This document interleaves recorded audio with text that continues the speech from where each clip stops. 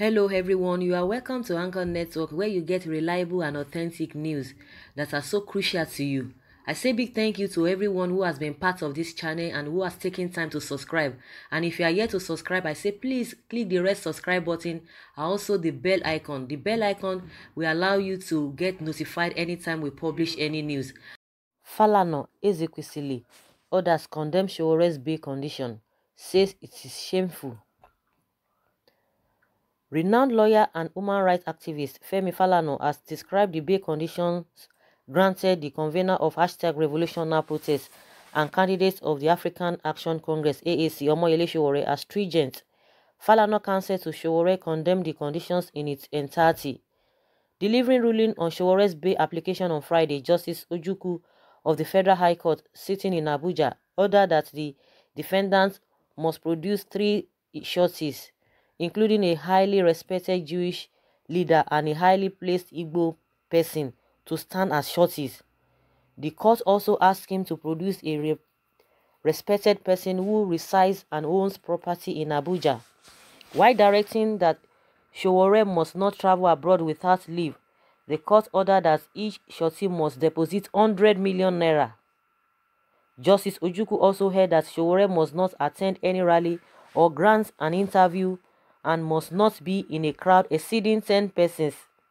In addition, the court ordered the defendant to surrender his Nigerian and British passports, insisting he must be available for trial at all times. Lamenting on the verdict, former Minister of Education Obi Ezekwesili accused the presidency of repression, saying the ruling is shameful.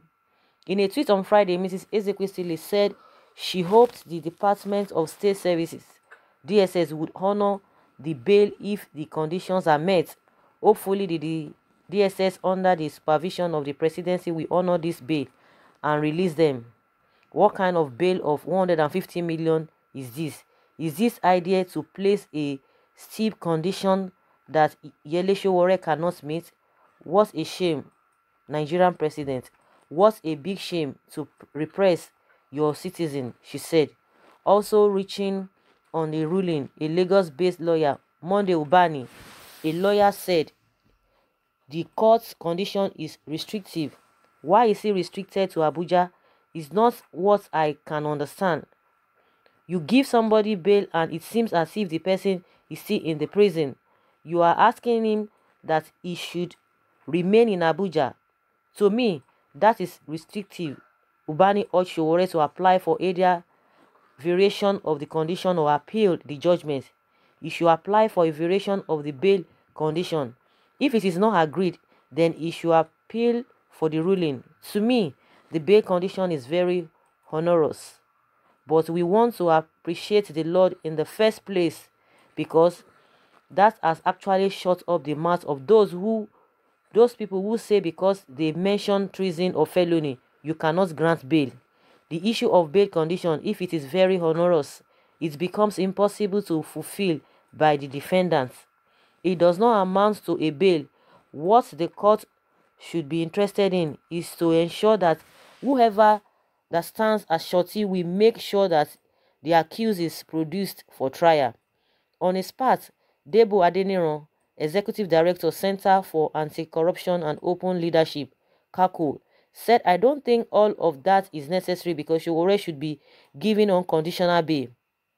From the inception, some of us have said that the arrest was unnecessary because the so-called call for revolution is not a call for violence and overthrow of the government, and if someone is planning to overthrow a government through a violent means, he has not committed treason. Nobody can commit treason with mere words. Talking about revolution is a common word that can be used to express one's desire for a change in ways he is being governed, and everybody has the right to participate in the way he is being governed. There is no reason why the government should keep on holding him. The bail conditions should even be waived because I believe that he cannot jump bail if he is allowed to go. Recall that the federal government had arraigned Sowore last Monday on a 7-count charge bordering on treasonable felony and money laundering allegations. The government accused Sowore and Bakari of conspiracy to commit treasonable felony in breach of Section 516 of the Criminal Code Act by allegedly staging a revolution campaign on September 5th, 2019, aimed at removing the president and commander-in-chief of the armed forces of the Federal Republic of Nigeria. The prosecution also accused them of committing the actual offense of treasonable felony in breach of Section 41C of the Criminal Code Act by using the platform of Coalition for Revolution in August 2019 in Abuja, Lagos, and other parts of Nigeria to stage the #Revolution Now protest allegedly aimed at removing the president. Sowore'S ordeal started when he convened a nationwide protest against the administration of President Muhammadu Buhari, tagged Revolution Now. He was arrested in the wee hours of Saturday, August 3rd, in a hotel in Lagos by men of the DSS on account of #Revolution Now protest, which he had spearheaded. On August 8th, Justice Taiwo granted the DSS an ex parte order for the detention of Sowore for 45 days, pending conclusion of investigation on his activities. However, a day to the expiration of the large order, the DSS filed charges against Sowore, but on August 24th, Justice Taiwo ordered the release of the defendant because, according to the judge, the order of detention made on August 8th had elapsed. However, on Monday, the defendants charged alongside Adebayo Bakare pleaded not guilty to the charges. But when the charges were read out to him, he pleaded guilty outrightly to some and feigned ignorance of some of the implications of others, and had wait for his lawyers, prompting to plead not guilty.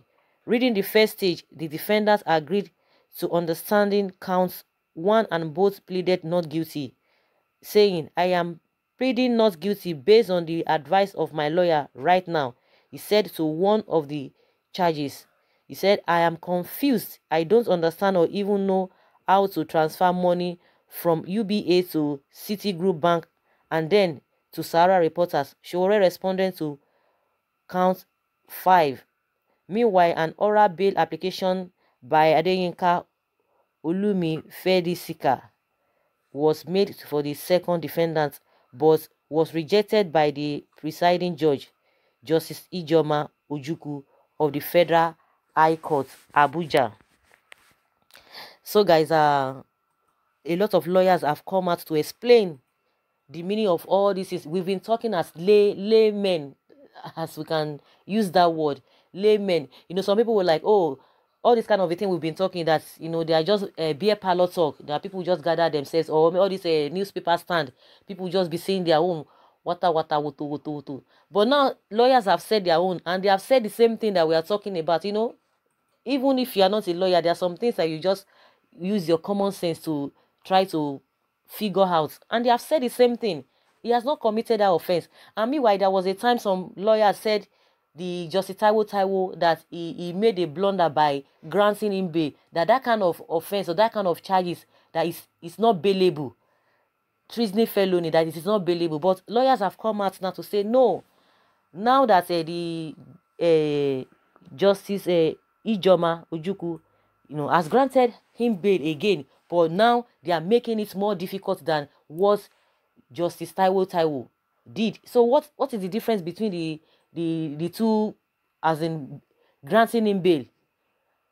And people who were saying, oh, they wanted to confuse everybody. But thank God some people still know the law to a very large extent, that when somebody is being charged for treasonable felony, the person is not bailable. That's how they just twist a lot of things for us in Nigeria. Twist a lot of things. Abnormal things have become normal. Things that they will be chancing here, oh, you are this, you are a terrorist, you are this, they will just tag you, proscribe you. But it's when people, with good mind, who are really constructive, who know what they are doing, once they look at all the things, the reasons why you are proscribing somebody a terrorist, or you are charging somebody, they know that those things are not, they are not founded anywhere. They cannot just be related to, and that is the kind of a thing they will just spread into the atmosphere. They will be sending a wrong signal to the masses, and that's what people will just be taking, oh, this and this and that. You can imagine, lawyers have explained it. when you can use revolution, you can use a revolution in whatever context you want to use it. They are saying that he wanted to overthrow he wanted to do this, he wanted to do this, and action has not been committed. They didn't see any ammunitions with him.